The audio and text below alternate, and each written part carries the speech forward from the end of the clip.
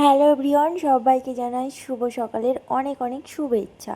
কারণ এখন চলে যাচ্ছি আমি মাছ কিনতে, আর সেটাও আমাদের কাদা রাস্তা ছেড়েই কিন্তু মোড়ের মাথায় চলে গিয়েছিলাম মেন রাস্তাতে। তো অনেক রকমের মাছ নিয়ে চলে এসেছি, চিংড়ি মাছ থেকে শুরু করে লোটে মাছ থেকে শুরু করে বাঁশপাতা মাছ।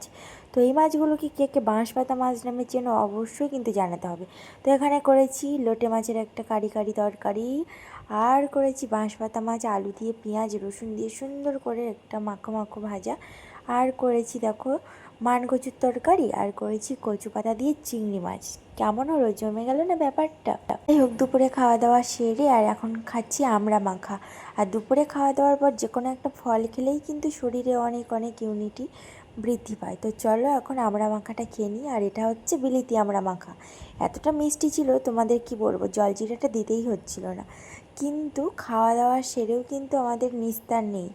কিছুদিন হলো এসেছিলাম, তো এখন চলে যাচ্ছি শ্বশুর বাড়িতে, কারণ ওখানে একটা প্রবলেম হয়ে গেল। তো ওই জন্য আর কি আমরাও বেরিয়ে পড়েছি। আর আজকে সম্পূর্ণ দিনটা খুব বৃষ্টি আর বৃষ্টি।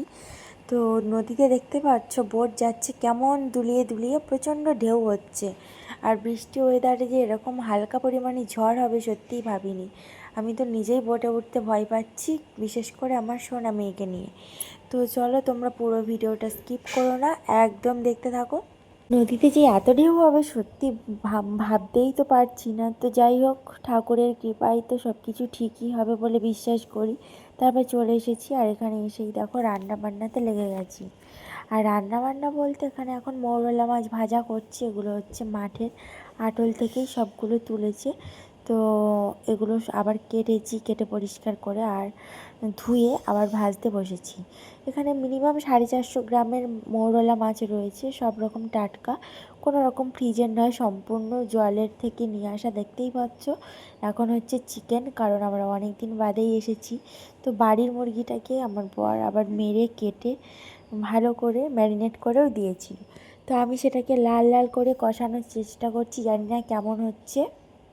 তবে তোমরাও কিন্তু চলে এসো, কারণ বৃষ্টি বৃষ্টি ওয়েদারে চিকেন আর মৌরলা মাছের ভাজা দিয়ে কিন্তু জাস্ট জমেই যাবে।